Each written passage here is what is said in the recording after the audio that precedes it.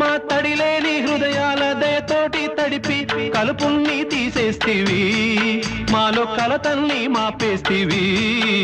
మా పాపాల తొలగించు దీపాల నీవే వెలిగించినావయ్యా, మమ్ము కరుణించినావయ్యా. జన్మ జన్మాల పుణ్యాల పంటల్లే నిన్ను దర్శించినామయ్యా, మేము తరించినామయ్యా.